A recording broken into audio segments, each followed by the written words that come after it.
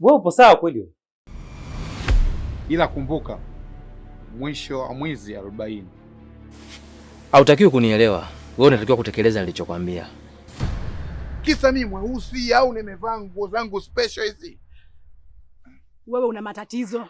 Tena una matatizo. Na mwaka huu lazima tutakupeleka Milembe wewe. Sasa haya masuala ya kukaguana yanatoka wapi? Kukukagua? Kivipi?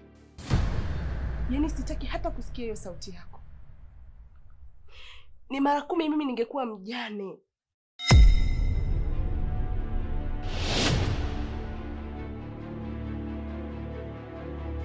Kwa nini unakuwa una akili mbovu wewe?